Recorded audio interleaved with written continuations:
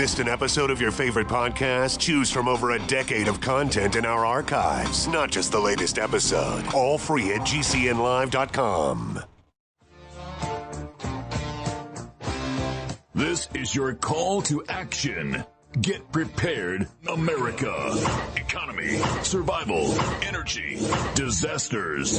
This is USAPrepares.com. Informative radio, educational radio. Interact now by emailing instructor@USAPrepares.com or text at 434-390-7953. Class, please take your seats. Now, your instructor, Vincent Finelli. Everyone all set, cocked, locked? Here we go. Your dial set correctly to USA Prepares. Thank you for being in class with us today. Jason is engineering the broadcast in Minnesota. I'm Vincent Finelli. And Rich Scheben's with us today. Welcome, Rich Scheben. Well, thank you, Vince. How's everything in your neck of the woods? Well, since you mentioned cars...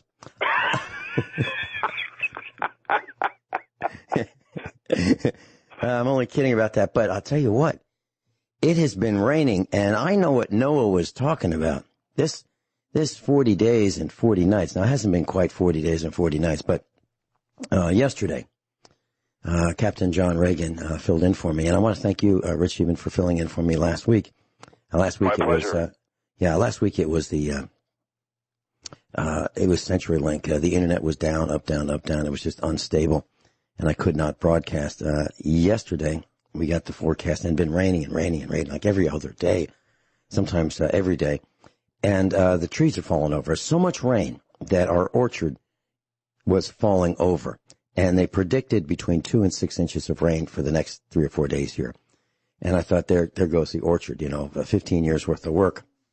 So that's just one little thing. And then there's flooding across the farm, all over the farm. And so we had to prepare for this onslaught of water. And class, you may not think that, too much rain is a bad thing. Well, let me tell you, it is a bad thing. Sometimes when it rains here, we can't get out of the farm. Literally, there's what's called a low water bridge, outside of our driveway. And either way you go, left or right, there are these low water bridges on this dirt road. And a low water bridge is not a bridge. It's just a Missouri-ism for a passing area. And what a low water bridge is, the ground, like where the water would run across the road during wet weather seasons. A stream would just continue right across the road. Well, what the county does, they take concrete when it's dry, and they pave a dip in the road with concrete. So it goes, it starts high and it goes low and then it goes back high again, maybe 40, 50, 60 feet wide. And the idea is that the water's going to go there anyway, so let's have it go across the concrete where it won't wash out the road. So there are these low water bridges all over in Missouri. And there are signs that say, impassable during wet weather. And there are signs that say, 2 feet, 3 feet, 4 feet, 5 feet, 6 feet. And the signs will tell you how deep the water is. Because some people aren't smart enough. If they haven't been here before, they're not smart enough to realize that the water can be 4, 5, 6 feet tall. And their car can get into it and then just slide down the creek sideways. They don't know that. So there are these signs. And literally, there are times here many times where the water is so high we could not get out of the farm. And that's okay. It's okay for us. But if you don't prepare, you can't live in an area where you can't get out of your house. But life's a little different. And I was thinking, Rich Scheben, about since you mentioned cars, I was thinking about broadcasting. And USA Prepares, Rich Scheben, and the rest of the faculty here, there are 3 of us who will broadcast without electricity coming from the grid. Okay, Gwyneth Isaacs, Rich Scheben, and I broadcast with our own electricity. And then I was thinking about it. So we're the only broadcast probably in the world that can say that. We're probably the only broadcast where Rich Scheben, Gwyneth Isaacs, Norm Shealy, and I all live on farms. So we probably have the highest density of farmers in terms of faculty and the highest density of off-grid in terms of faculty. And probably the only broadcast that has an international correspondent from Australia every week and has had for years. So, Rich Scheben, I think we're quite unique in the world of broadcasting. What do you think? Well, yeah. I always talk about practice what you preach laws all the time, and, doing what you say, saying what you do, and that's what we do. That's why we talk about off-grid living. We talk about gardening and food. We talk about getting back to the basics, which is food, water, shelter, and energy, and making most of that yourself, and building skill sets and relearning those old lost 19th century skill sets, but dovetailing that with 21st century technology, which is what having a solar array is. It's basically a think outside the box lifestyle, because everything is rigged. And, not just economics, which I know when I talk about my Economic 101 updates, it's math, it's government, it's big corporations, it's every narrative. Every public meeting is theater. And what we really need in America, and this is what Trump inherited, unfortunately, but what we really need in America is a PC, political correct police, not enforcing political correctness, but the other way around, actually telling truths instead of selling narratives, because there's a chain reaction, a metastasizing like cancer effect that's destroying America, the Western world, with everything being rigged and fake. And when you live, I call my place a hobby farm, but when you live on anything that's nature or natural oriented, it grounds you. It gives you reality. And you can see, and I know I've talked about this for many years, how we're heading to a deflationary, stagflationary environment, Vince, with inflation of necessities for the bottom 93%, and food is probably the best example. Not to mention all the things we talk about food and on how it's been modified, how it's been poisoned, and we've spent hours on the air talking about that. But the fact that when you grow your own food, you have the ability to not just eat healthy and control the vitamins in your own soil, which is where the nutrients and vitamins come from, but you're building skill sets and you're having fun. When we talk about all this stuff, the show goes so quick, Vince, and I try to give so many talking points and information that's vital for our audience. And we don't talk about the fun part of this lifestyle enough. And it really is. It's not just about building skill sets and getting out in nature and getting your hands dirty in the soil and building antibodies that way. There's so much enjoyment, there's so much joy that comes from a lifestyle that's natural and in nature.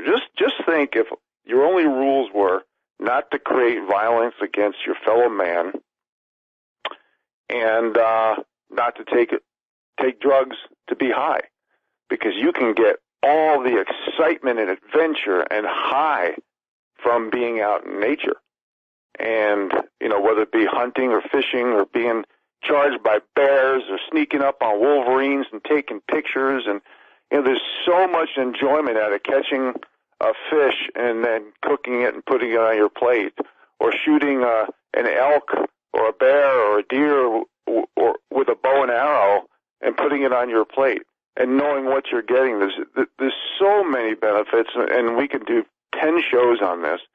But we need to talk about not just the importance of it from health, skill set building, and basically we're in a position now in America where there's not that many choices, because even work has been delegitimized, devalued. So we got to figure, what can we do regarding these four basic arenas: food, water, shelter, and energy. And I think the way we live gives pretty good examples. It's kind of like going to a healthcare professional.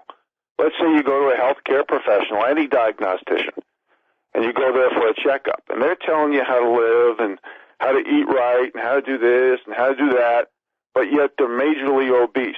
They're eating fast food. They're getting high on drugs every day. They're alcoholics. Et cetera, et cetera, et cetera.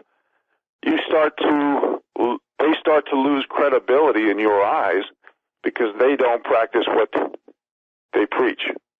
It's kind of like someone from Hollywood saying we need to get rid of guns, where half the movies have violence and guns in them, and they hire private security agents to protect their butts at every Hollywood venue, and they're saying we can't protect ourselves and our families in our own homes. It's like the same people talking about carbon footprints when they fly around the world, often in private jets, to their 4 or 5 homes in the country and around the world, which is double, triple, quadruple, and even more of the square footage of what we live in. There's practice what you preach laws is something that President Trump needs to implement. The problem is he's surrounded by traitors and cowards that only care about feathering their own nest and managing the perception of their own self-importance and self-preservation. And so here we are, the alternative media, the new media, doing what our government and so-called official authorities should be doing for us. Vince? Since you talked about cars, there's something very interesting going on. With this Corona panic, there are many dominoes that are falling all around the Corona panic, and one of them is people aren't driving. So when they're not driving their cars, the cars are sitting idle. And there's a couple things that are happening there. Number one, the batteries of the cars will go dead within 30 days for sure. Absolutely for sure. If you have a car that's 2000 or newer, model year 2000 or newer, it's got many computers, and those computers are draining the battery. And if you don't run the car, your battery will go dead, and you'll find out. There's no question about it. You put the key in the ignition, not much is going to happen. That's one thing. So you ought to start your car, every few days, seriously, and let it run for a few minutes, maybe 5 minutes, and charge that battery back up at least a little bit. Number two, because people aren't using their cars, and if they park them in the shade, the sunlight doesn't get on them. And what we're finding out is that the leather, if you have a leather seating, not even just leather, sometimes just pleather, plastic imitation leather, we're finding out that the mold is growing inside these cars. Now think about that. How are you going to fix that? It's a real tough thing to fix. So in Malaysia, there was a lockdown started on March 18th.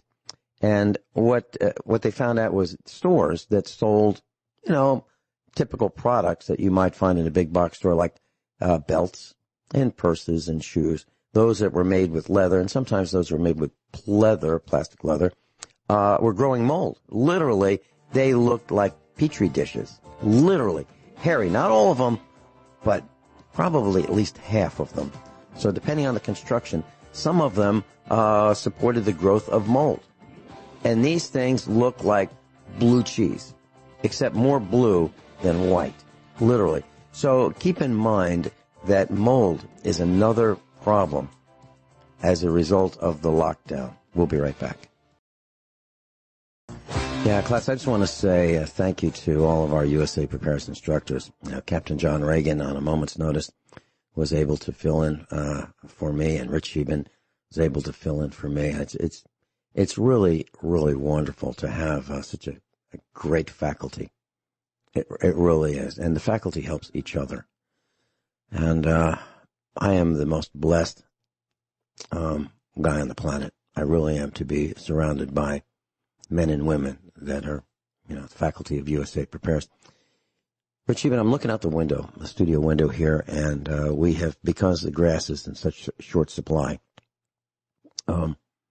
at our farm, we have roped off the front yard. So there's electric fence tape 2 feet from the house, all around the farmhouse, so that the cows can eat the lawn, because that's how short grass is in supply around here. And food is so important, class. So you know the drill. It's 3 minutes without air, 3 days without water, and 3 weeks without food. So the air part's going to be tough to fix that. The water part you can fix relatively easily. The food part takes longer. So I suggest you do what Rich Scheben and I, Captain John Reagan and Norm Sheila and the rest of the faculty, Rick Miller, Gwyneth, all of us are saying, you need to grow your own food.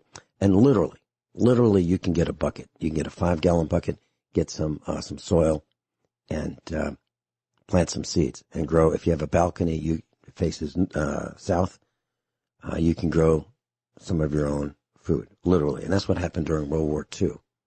That's what happened during the First Great Depression.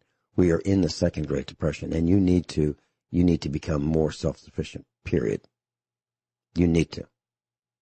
You cannot depend on the systems. If you think about it, can you really depend on electricity being there? Can you really depend on natural gas being there? Can you really depend on these man-made systems, the sewer systems, the water systems? In the last few days, we had a problem with our plumbing here at the farm. And we heat our hot water with a wood stove. Similar, not exactly the same as Rich Scheben does, but we heat our hot water with wood. And we heat our farmhouse with wood. And because we heat with wood, it's a little more difficult to regulate the temperature of the water. So we have what's called a mixing valve. And it will take the water from the hot water heater, which can go up to maybe 165 degrees, which is way hotter than it normally is delivered by an electric or gas hot water heater. Gas or electric hot water heaters typically run up to around 135 degrees at the most. So this water is a lot hotter, and you could get burned if you don't have what's called a mixing valve. So we have an automatic valve that mixes hot water and cold water. So, in the shower and the faucets, it comes out not too hot. Well, it broke. So what happened was, when this little plastic part broke, and it's the size of a nickel, when it broke, it allowed the cold water to mix with less hot water. So what we really got out of the faucets in the shower was cold water. And what I'm trying to tell you is one simple part like that, which might cost $35. If you don't have one, you're going to have cold water, even if the rest of the plumbing system works. Just want to let you know that's why they have maintenance people in buildings. That's why they have maintenance people, a maintenance department at school systems, because things break all the time. Now, if you're not aware of that, if you don't know that things break, you're not going to be prepared for what happens when they break. You're not going to be able to just call that guy or that gal to come fix it all the time. You're going to have to learn how to do some of these things yourself. So I suggest you get some books on home wiring and home plumbing. Those are important systems. And you're going to take them with you when you buy your farm. Rich Evans, your thoughts? Well, first of all, I want to, when you thanked us for filling in, it's our duty and obligation as Americans for our country to preserve freedom, liberty for all.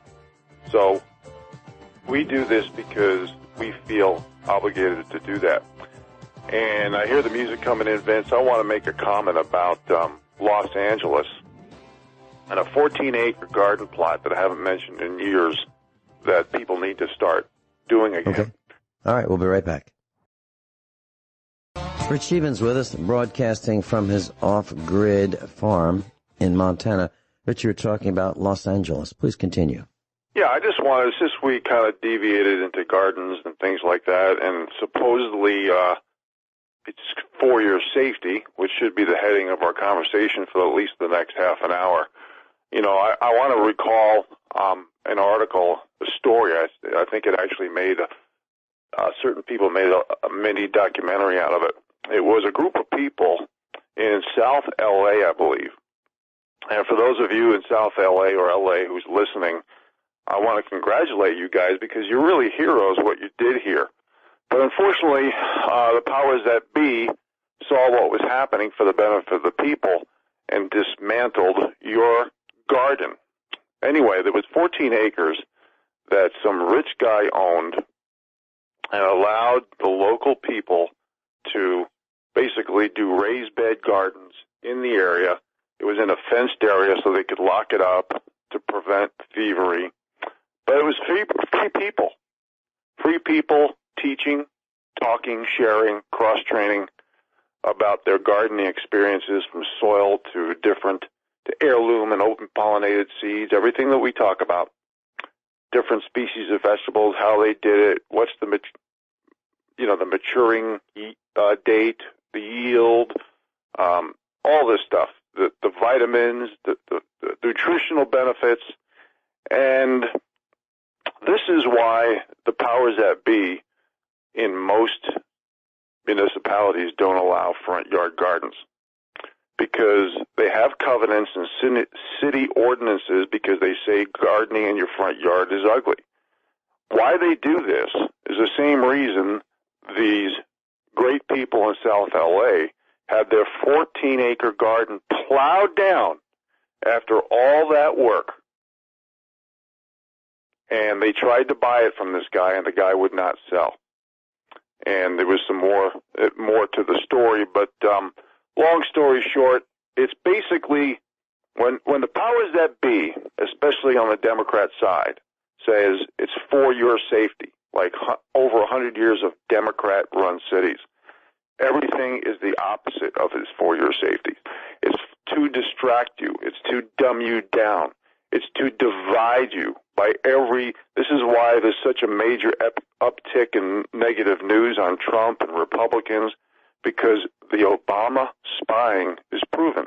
So we're going to see an uptick on propaganda and hoaxes regarding race, gender, sexual orientation, religion, age, anything and everything that can be divided. They're going to continue to give every benefit, every high-paying job, every job protection, and every pension, extreme high pension to government workers to basically divide and conquer government workers from private sector. So we're going to see major division going on because the powers that be. I'm just going to mention this one article. Tom Fitton, Obama knew everything. Okay, and I've got way more articles that prove that, including people at the very top of the Obama administration, knew that, whether it be from General Flynn to Spygate, that there was major, more than one coup. We're talking 1,000,000 times exponentially worse than Watergate. 1,000,000 times. This is what we are in right now. So we're going to see everything possible to distract us. We're seeing Secret Service people being infected. They're going to try to get around Trump, all the people around Trump, to infect them. So now I'm going to say this: will we be surprised if they drop more bioweapons? I think when we say anything in the future, we should preface that with the phrase, "Would you be surprised?" Okay, it's just like all these celebrities who are basically stumping up for left narratives. It's not because they didn't get the jobs because they were talented, actors, singers, whatever. They got the jobs because they were willing to sell out the little people for money and fame. Now, there's so much talk about all these vaccines with all these mutations and insertions and new delivery systems. How can they make a vaccine that's really going to make a difference under these situations? But pardon me, I digress.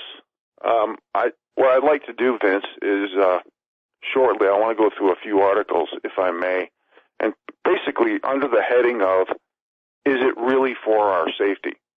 But everything that we do to control our own destiny, like gardening, like living off-grid, like raising animals, like anything that's self-sufficient, the powers that be do not want it. They do not want you talking about it. They do not want you teaching about it. They don't want you sharing about it. They don't want you cross-training about it because they want to keep the people dumb and controlled. And it's very obvious that a depopulation agenda where they do not want people to have any more babies is actually a real thing. So it's up to us to read, to research. I tell everybody, Vince tells everybody, don't listen to a word we say. Well, let me rephrase that. Listen, but don't believe. Do your own reading and research to find out what we say is objective facts in lieu of the subjective, emotional opinion that comes from the mainstream media who's all bought and paid for. Rich, even before you go into your articles, I'd like to read an email that's germane to the current discussion about gardening. And here it is. It's from Amit Singh. And he called in, about a week ago. And it says, Namaste, Vincent. On April 29th, at hour number 2 at 1 hour 30 minutes, I hope you did not misspeak when you stated that 40 acres was the minimum land required for a self-sustaining farm. I believe you meant that exactly. You do not speak lightly. If that is the minimum, almost all those living in suburbs are like dead on arrival. From what I've read on survival, most urban and suburban areas are like veritable death traps, just from the limited access of roads to exit the region in an unrest when resistive GDP try to leave in droves. With regards, best regards, Amit. Here's my response to him. Namaste, Amit.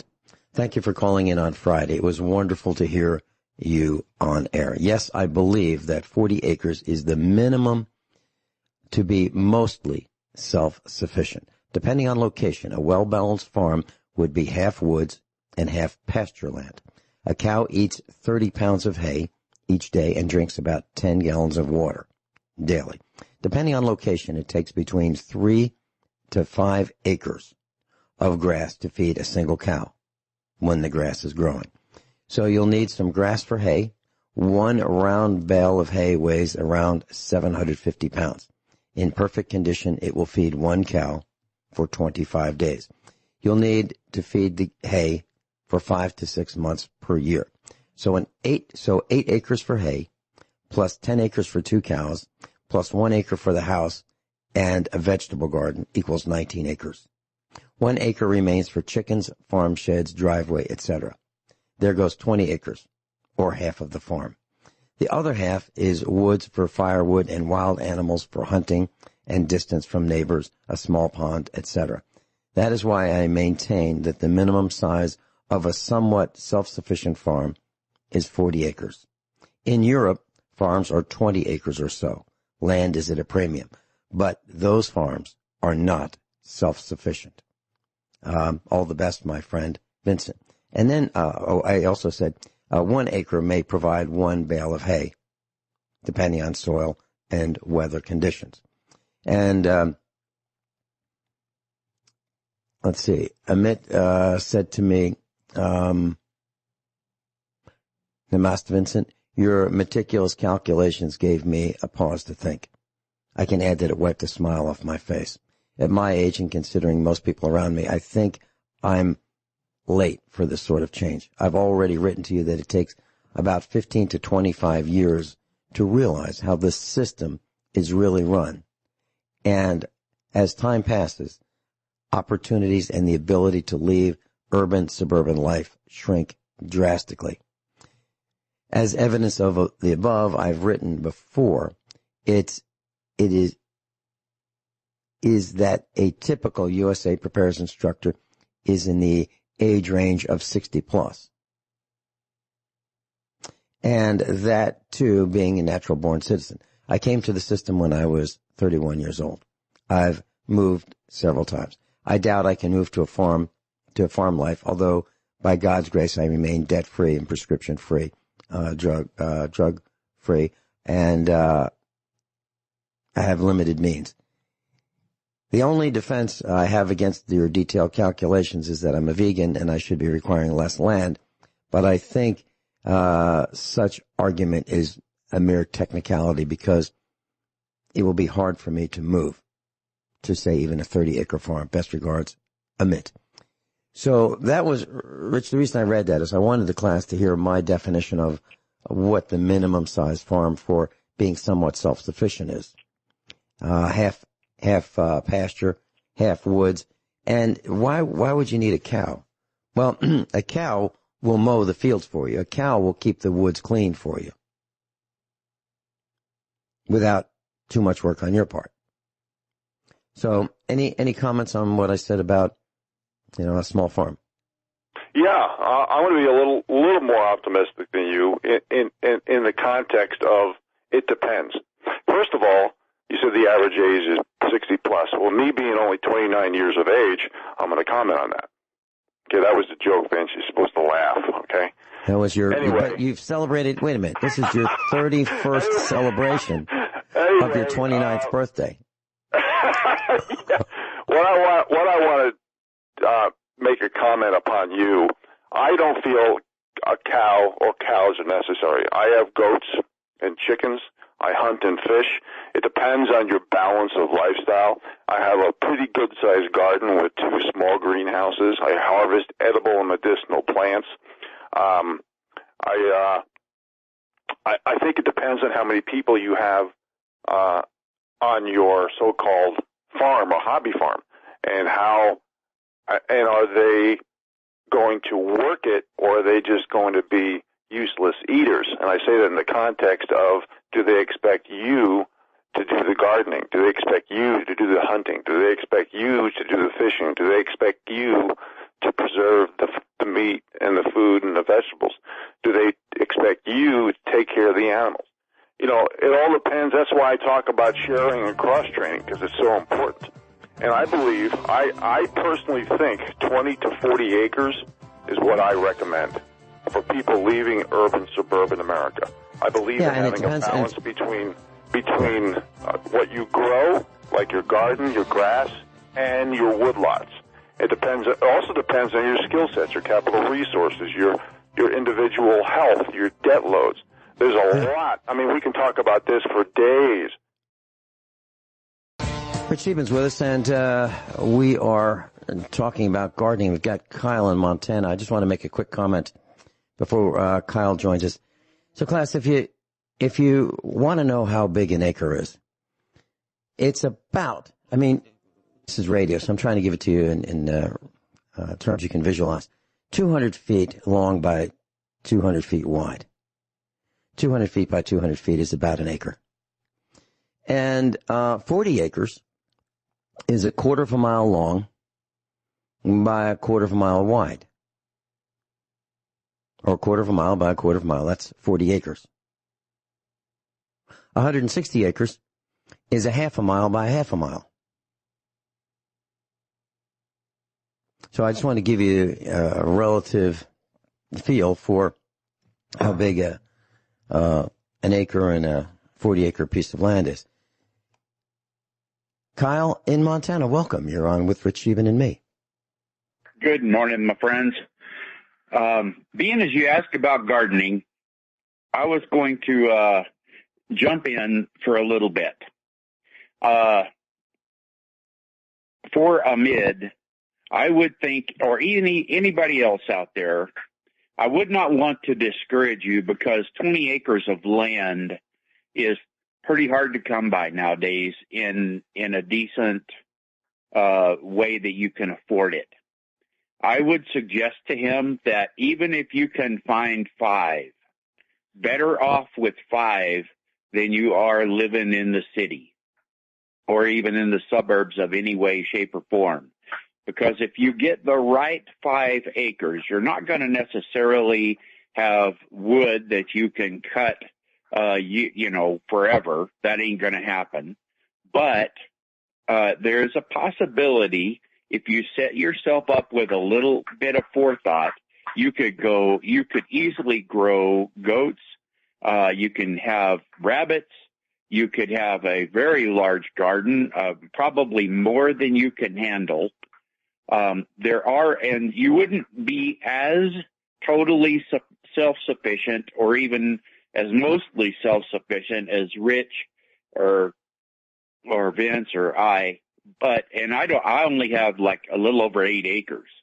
But, I mean, but this is work, for Ahmed. I will tell you, this kind of back-breaking, knuckle-busting, joint-hurting labor, which is what it's going to be like in the spring and the summer, it's not willing to put that in.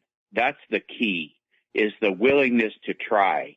But I think, with the books that are available right now, let's just think of heat. Let's just say you had enough money to put in a smaller house, and if you were to be able to hunt around and find 3 500-gallon propane tanks and build your house or plumb it for propane, that's enough to last you for probably at least a year and a half if your house is not too drafty or it's not too poorly built. So if you've got a little extra money to be able to do that, that takes care of your heat and your hot water. Okay, so then you have your own well system. So there are ways to kind of, I want to say to you, there's hope if you don't think you can handle 40 acres, because 40 acres usually requires some kind of machinery. If you're going to, spread the poop, there's always something out there. You're going to rake your pasture and spread the cow poop around and those kind of things. Normally speaking, okay, but you could grow chickens, you can grow rabbits, you can have some kind of protein. And you can put in, even if you put in a 65, like mine, all right, I'll just give you that. Mine is 65 by about 72, my garden. And in this garden, my wife and I planted 224 corn plants just the other day, 112 bean plants, over 40 tomato plants. So, you can build a greenhouse. We've got hundreds of spinach plants.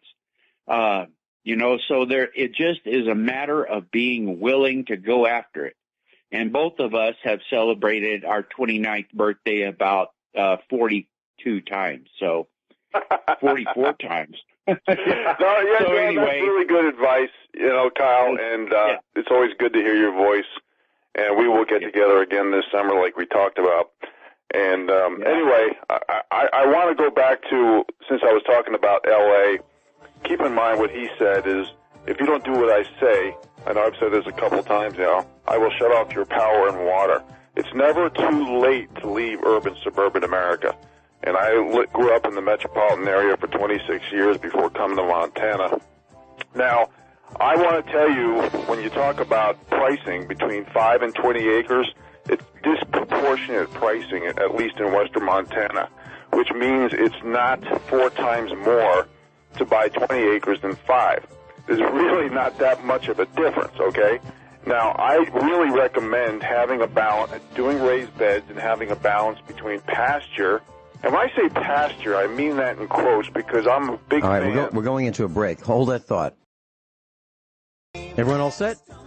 Cocked, locked, hour number 2 of USA Prepare. USA Prepares.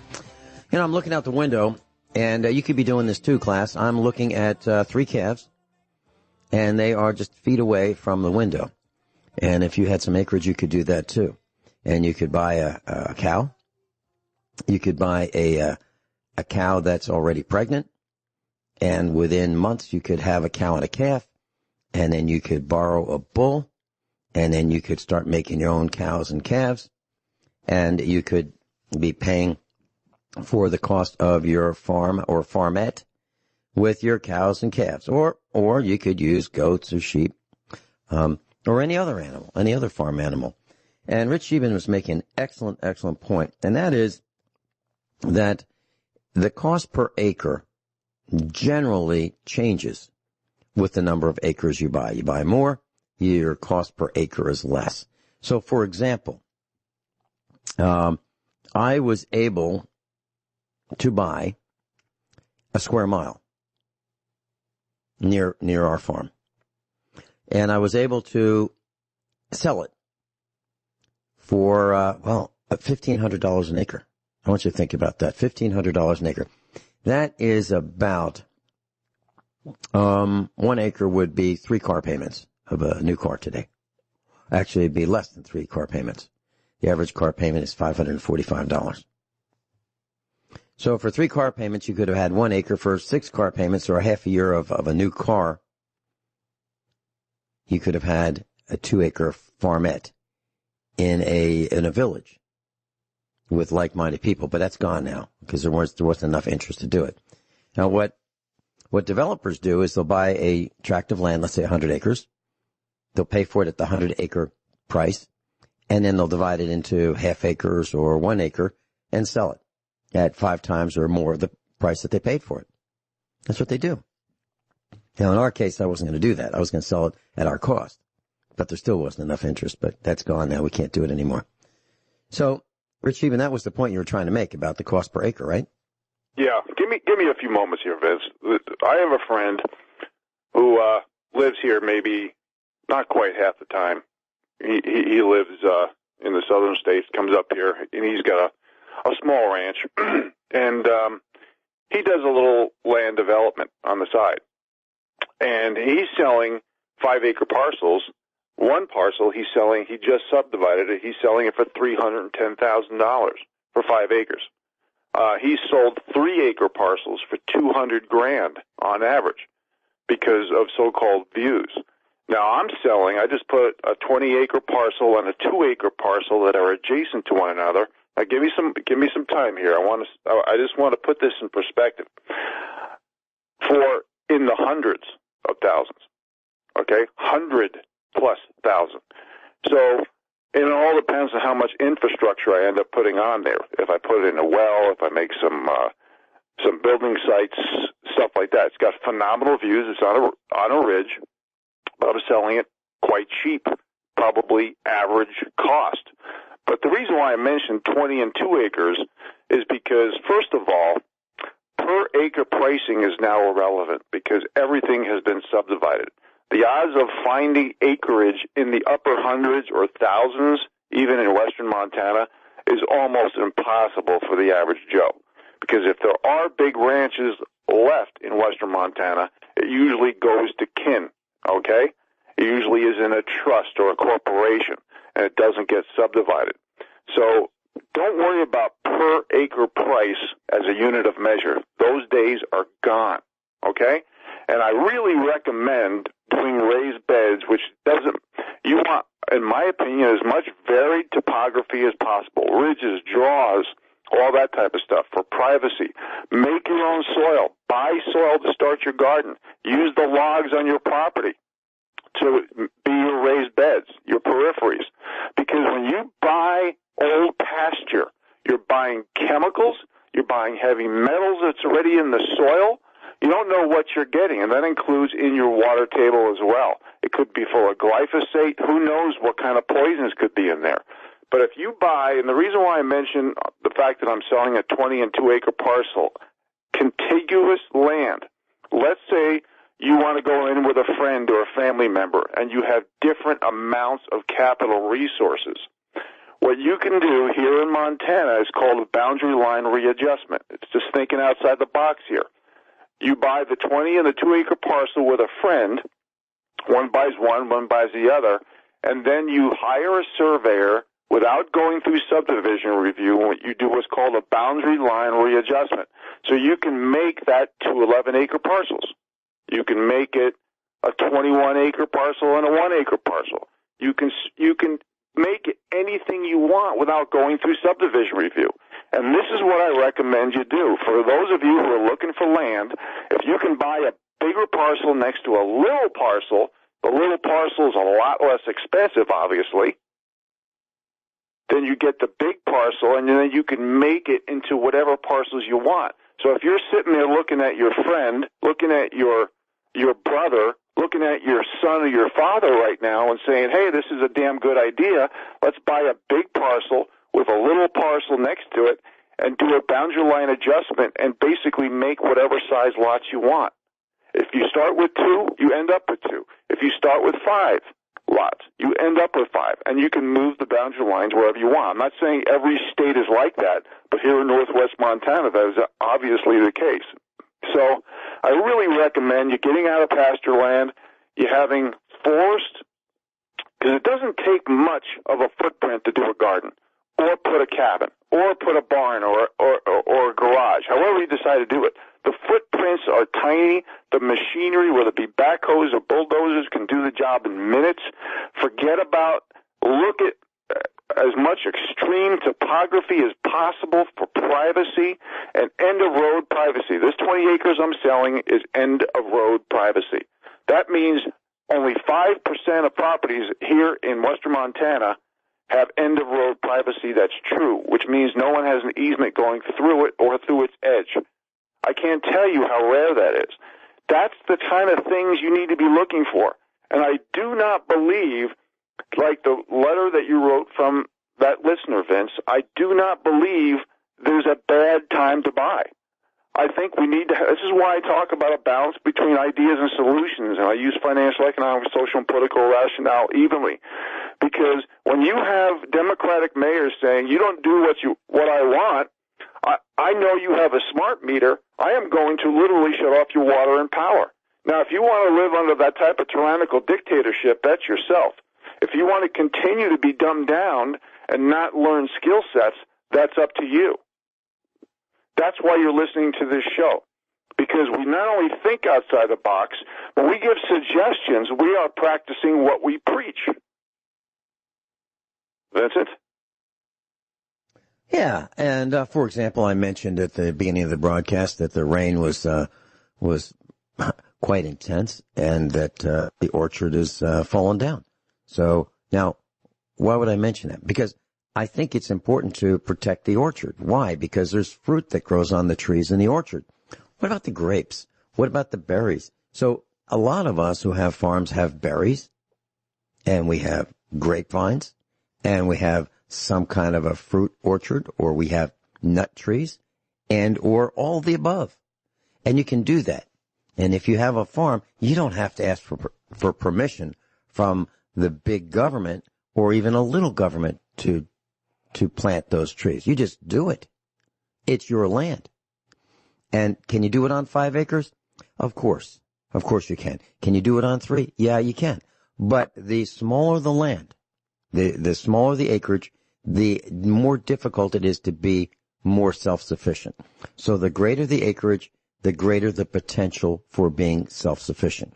So the reason that I came up with the number 40 and Rich even came up with 20 probably has to do with climate, probably has to do with the type of soil. So, for example, in Virginia, where the soil is more rich, you can probably raise 1 cow on an acre or 2.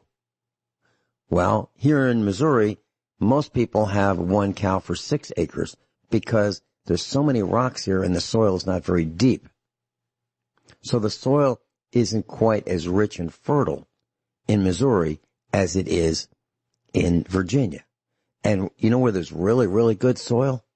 In northern New Jersey. But they paved it all over. So you're not going to be seeing too many farms in northern New Jersey.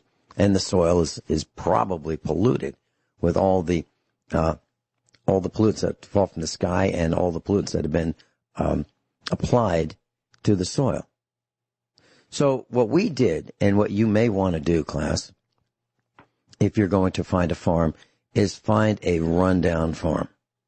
One that's been neglected for 40 years or more. And if you can find one that's been neglected for a long time, there probably is not a house on it. And if there is one, it's probably falling down. So don't even consider the house. Consider building your own house. But the important thing is, has the land had pesticides and herbicides applied to it? And what was on the land? And how close is it to a landfill or a dump or a cell tower or a power substation or factories? Or what's it downwind from? Or what's above it in terms of altitude? What's going to happen when you have a severe rain? Is all that rain going to come down on your farm? So you want to be higher than everybody else. But when you're higher than everybody else, what happens is the soil that used to be on your farm has washed down lower. So the soil won't be as good if you're higher, but you'll be less prone to flooding. So that's what we have. We have a farm that's higher, less prone to flooding. The water will drain, but it has lots of variations in the topography. There's lows, there's highs, there's some bottomland, there's some ridges, draws, there's a stream, there are ponds. There's all those things that you'd probably want to have. So those are the things I suggest that you look for. And, it used to be that the government would help you build a pond. You'd say, well, I want to have some cows, and I need some water for them cows, so I need you to build a pond, and will you pay for 90%, 90%? And the government would do that. The government would pay all but 10% of the cost of building a pond for you. They don't do that anymore. They used to. So you might find a location that the government already built the pond, because a pond can cost, just hiring an excavator, a bulldozer or a track hoe or something like that, or a track loader might cost $5,000 or $10,000 to build a pond. Moving dirt is slow, heavy work. It takes machinery, normally. So you might want to find a place that already has one. An old, run-down, neglected farm, like we bought. And then you can spend 20 years cleaning it up, which is what we're doing. Rich Scheben and I will be right back after these few short commercial announcements. Class, the old adage was, when I graduated from the university back in the 70s, was study hard, get a good job, work hard, rise within the company. 40 years later, get the retirement, the gold watch, and retire. That's the way it was preached. Well, that's no longer the case. Okay. For example, people are being furloughed and laid off and fired from factories. So there's a factory in North Carolina, I believe. They make dishware, if you want to call it that, China. Not the country. Dishware, China. Lennox. They're going to shut down. And they're going to outsource from across the ocean production. So Lennox is not going to be the Lennox fine china that it used to be. There are furniture companies in North Carolina that are shutting down. There's and there's also mattress company that's shutting down. Caterpillar is considering closing its plant in Germany. There's a company called Polaris. They make off-the-road vehicles, ATVs. And they're going to close their plant in Syracuse, New York. So plant closings are happening all around us. Those would be factories, a few that we have left, as a result of the corona pandemic. What we're saying here, and how's that tie? Well, if you are more self-sufficient, you are insulating yourself more from these plant closings. Now, I used to have a job. Do you believe that? Back in the 80s, I used to go to work, and even before the 80s, I used to go to work. I used to have a title, business cards, it was really cool. I was sitting on an airplane one day, and I was flying to the corporate headquarters, and I was sitting next to this guy, and he was bragging about, all these cool things that he did. He was a little older than I was. And I was sitting there with my leather World War II bomber jacket, my dark blue jeans, white shirt, and a tie. And I was on this airplane. I got off the airplane, and he got off, and we walked out of the airport together, and the limousine picked me up. So, what I'm trying to tell you is, you used to be known by what you did. And I gave all that up, and I'm a farmer.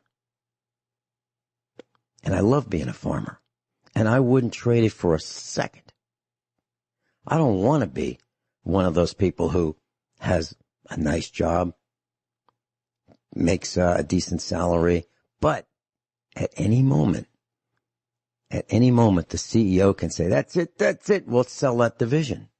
And you can be out on the street in a matter of weeks or days or in the afternoon. So what Rich Scheben and I are talking about is you can control your life. You can control your own destiny to a greater extent. Now, it's very, very difficult to be completely self-sufficient. And so Rich and I feel that, Rich feels 20 acres minimum. I feel 40 acres minimum to be somewhat self-sufficient. Now, you're not going to be able to make your own axles and bearings and carburetors. That's not likely. But what you can do is you can feed yourself. You can feed your family. You have distance between you and them, meaning your neighbors. You can work with them if you want. You can collaborate if you want. Or if you want to be just to yourself, you can do that too. If you want to take that 30-06 and go plinking on your yard, go ahead. I mean, all those things happen when you have a farm. And you can feed yourself. And there's a great, great sense of accomplishment when you do that. Now, is it better to have 1 acre than a half an acre? Of course. Is it better to have 3 acres than 1 acre? Of course. Is it better to have 5 than 1? Of course. Is 20 better? Yup. Is 40 acres? Yup. Is 100 better? Yup. Now, what is the maximum that I think a family can handle without much help? About 240. That's about the maximum I think one family can handle without hiring lots of help. But you're going to need some equipment. You probably need a backhoe. Need a tractor or 2 or 3. You need some chainsaws. You need some trailers. You need at least 1 4-wheel drive truck. You need to learn some skills about how to maintain all this equipment. Amit Singh, this is all your fault. All your fault because you asked some questions via email, and that's what led to this broadcast. Totally off the cuff, unscripted, and these are just ramblings from Rich Scheben and me, our thoughts on the way we think farming is, why we did it. And Rich, do you have any comments on what I've said? Yeah, I got a few. First of all, when the powers that be says it's for your safety and they don't practice what they preach, and they tell you what to say, what to think, how to live, they're not even doing it themselves. Okay? Everything we talk about, we're doing. And they're not watching out for you. While they're dumbing you down, while they're distracting you with bread and circuses, and while they are especially dividing and conquering, strategizing you to death by making every group fight against each other, they're in the background increasing robotics, automation, and artificial intelligence in order to take your jobs and herd you into urban, suburban America so they can feed their addictions to power, money, and control. So when we were talking about farming, Vince mentioned some berries, and I was jotting down some notes. I also grow grapes and strawberries and raspberries, and I cultivate wild choke cherries and service berries. Service berries are delicious. So the message there is kind of a balance of lifestyle. I will take what's on what I call my hobby farm. Could be wood for heat, could be grass to feed the goats, and everything from chicken waste to goat poop to old tomato stems, eggshells, everything goes into the compost pile. So if the chickens, goats, and dogs don't eat it, we have zero waste here. Zero. And it goes into the compost. So I want you to think about the balance of lifestyle. You don't have to be 100% self-sufficient. I don't drill my own oil. I don't refine my own gas. But I do a lot of other things. I make my own energy with solar. I hunt and fish and garden and harvest edible and medicinal plants. And mostly I try to be debt-free and live below my means and know the fine line between needs and wants. Now, with this deflationary, stagflationary environment, the powers that be are going to use things like robotics, automation, artificial intelligence, and their technocracy to eliminate our options. And this is why I talk about the delegitimization of work. Because everything, the rule of law, intelligence agencies, everything is now sold to the highest bidder. We have hypocrisy and double standards that actually should be in a song, especially about the Democrat Party and our country at this stage, to create the agenda of all the things we've talked about over the past few weeks of forced austerity, to eliminating cash, eliminating free market supply and demand, eliminate peaceful assembly. We have to look at what they're doing by not letting any crisis go to waste. Eliminating the Constitution, freedom, liberty, and the rule of law, creating food shortages, depopulation efforts, publicly known now. Bill Gates is open to it. He said it publicly.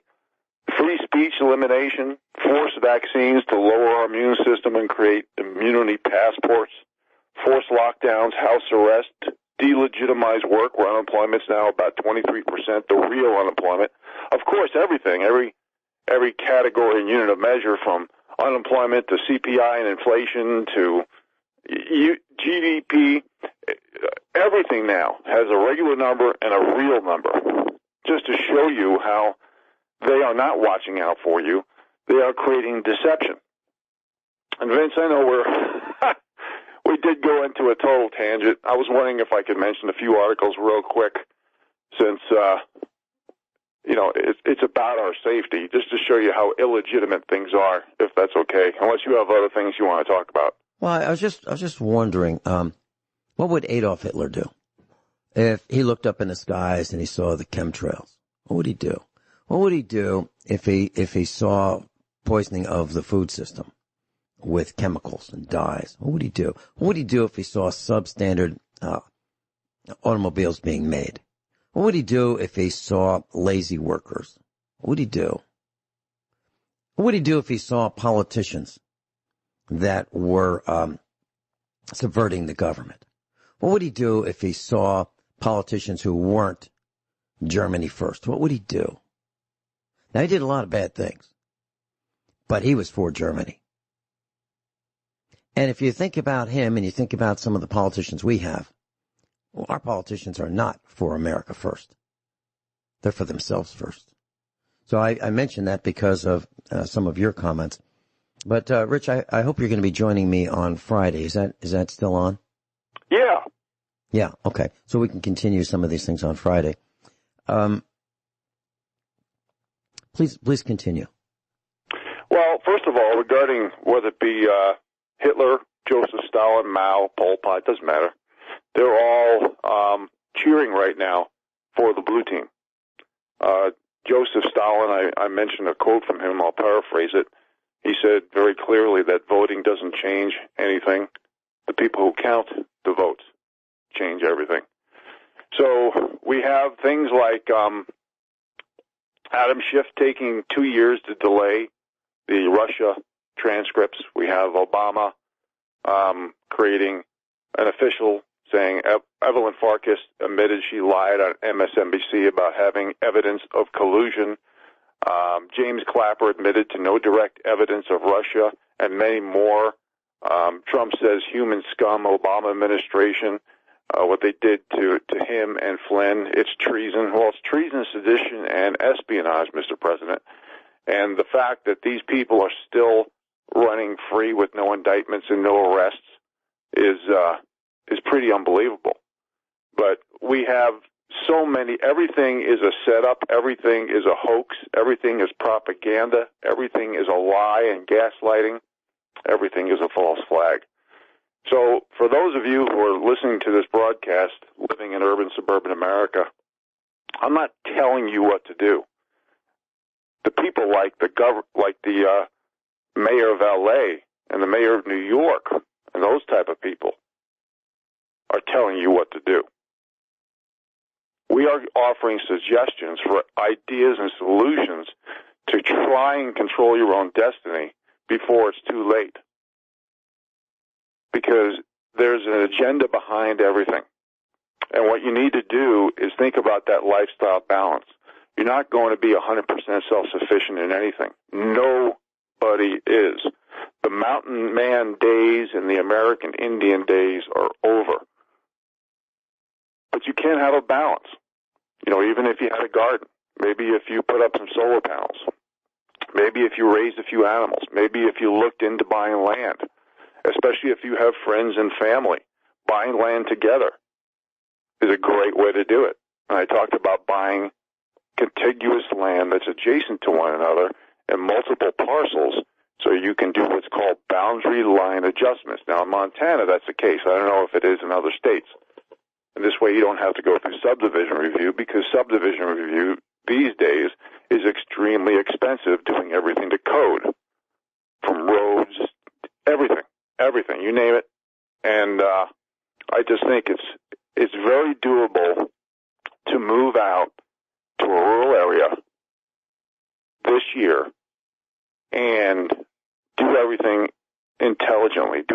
Like if you bring a backhoe on your property to dig your foundation, have them clear out a place for your garden, clear out a place for your barn, clear out a place for your carport or your garage. If you can legally do it, dig an outhouse, start a compost pile right away.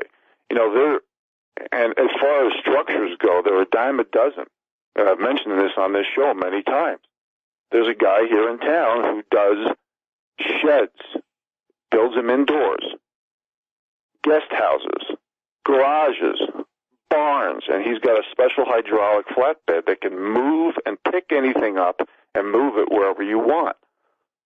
I know I have a neighbor who she bought 2 acres, and she just bought a 40-foot building for $15,000. A 40-foot building for $15,000. Now she's going to have to insulate it and do a few things to it. But you can put in a water tank in the loft, like I do, and have gravity feed water. I don't even have interior pipes. I flush my toilet with a bucket of water. I reuse gray water. I have a wood cook stove. I'm looking at it right now with a 20-gallon water reservoir where I get my hot water. So I can heat the cabin with it and get hot water. Everything I do is outside the box. I have visited 200 homes that are off-grid. Easy, at least. And I've seen 200 different ways of doing things. It's up to you to think outside the box, because we are not getting opportunities because work has been delegitimized for many, many, many years. It's up to us to do it, because no one's going to do it for us. The whole system is rigged and it's fixed. Vince? Would you please define for our class what you mean by gray water? Okay, one example is when we take an indoor bath in a clawfoot tub, which my grandma had in Brooklyn back in the early 60s, and I remember it well. I remember making fun of it because it was kind of old-fashioned. Well, the old-fashioned is built way better. It holds the heat, and I'll take hot water from my wood cook stove, and I'll take it and put it in a bucket, and I'll bring it over to the clawfoot tub, and I'll put it in the tub. I'm in the bathroom area right now, and we'll take a bath. And then we use the gray water. We literally bucket it out in order to flush the toilet. Or we have 2 water tanks in the loft, which we do gravity feed, and we can pour into a bucket when we don't have gray water to spare. every ounce of water, every leftover, anything that can be put in the compost or fed to the dogs or the chickens or the goats, everything gets recycled here. Everything. So the more you can use something, the less expensive it'll be, and the more it builds skill sets, and the more use it is for you and your family to save money. Yeah, and believe it or not, class, if you wash your clothes with just a traditional phosphate detergent, you can put that on your lawn, and it'll grow like crazy. It really will. But don't put chlorine or pine sol or other chemicals on your lawn via your washing machine. So to put an exclamation point on what we've been saying, class, CNBC, CNBC.com. So by the way, what is CNBC? That stands for Consumer News and Business Channel. Consumer News and Business Channel. According to them, they say that the Labor Department, that'd be the U.S. government Labor Department, says that the price that consumers paid for groceries jumped 2.6% last month. That's the highest 1 month increase since 1974. And the price of meats, poultry, and fish in the eggs category rose 4.3%. Fruits and vegetables, 1.5%. Bakery products, 2.9%. That's in 1 month.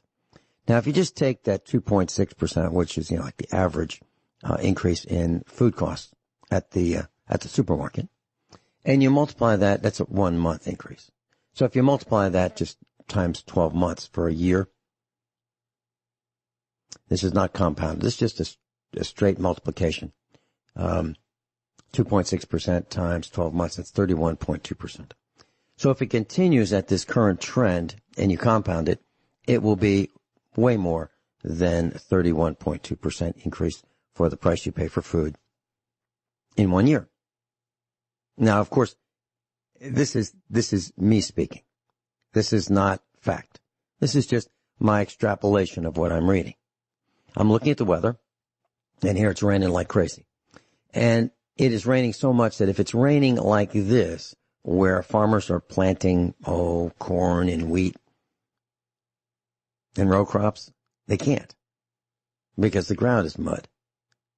So and I don't know if this is a fact or not, but if it's like this in the plains, where planting is a way of life,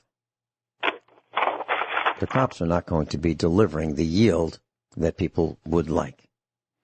Rich, do you see that as happening? That if it's raining like this, the crop there will be crop failures and the crop yield will be down. Do you see that as well? Well, of course, it depends on regional effects. It could be drought. It could be excess rain. It could be tornadoes and hurricanes. It could be too many pesticides and chemicals in glyphosate in the land because it was used as pasture for too many years. There's a lot of different. We have seconds left here, folks. I just want to mention why should you believe anything the mainstream media has? We went off into a tangent today. I got maybe 1% of discussion with what I plan to do.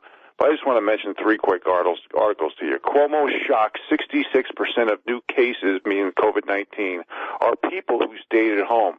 Dr. Birx says, and this is quotes, there is nothing from the CDC that I can trust. For example, the death rate is overstated by at least 25%. And Chuck Todd from NBC basically got busted for a deceptive edit of Attorney General Barr. Folks, it doesn't matter. Any organization or institution at the top is bought and paid for. And the bigger they are, the more propaganda they have to hold the narrative. You have to get out of urban, suburban America and you have to start building skill sets, and you have to stop sticking up for your group, your hyphen, and your pronoun, and you have to start learning about a balance between technology and nature. And we're underbalanced in that, especially today's youth. We need a balance. We're not even close, because we will not be able to even feed ourselves. We're not even talking prosperity here, folks. We're talking survival. Survival. And this is why we're on the air, and we don't do it for money. We do it for you. We don't do it for fame or infamy. We do it for you. And that's why I'm here. I'm doing this for my country, and to basically show how we've been distracted, dumbed down, and divided, and the corruption and the manipulation and connecting the dots behind the scenes. The middle class, in fact, the bottom 93%, is being eliminated systematically. It's up to you, it's up to all of us to start thinking outside the box. But just like these so-called self-righteous high government workers, where they don't even arrest people for childhood rapes and these thousands of people in the database who are so wealthy under Epstein, they don't care. They don't care. It's up to you. They're going to talk about things all they want till they're blue in the face. It's up to us to stop talking and start doing. Vince, always appreciate. Let me give you an example, class. Let me give the class an example of what Rich is talking about. You know, Rich grew up in New York City. He didn't pick up a shovel, a spade, and a pitchfork in New York City. He learned how to use those things firsthand on his farm. And you can too. That's what we're saying. I didn't learn how to drive a bulldozer when I was a child. I didn't learn how to run a backhoe when I was a child. I learned it on the farm. And you can too.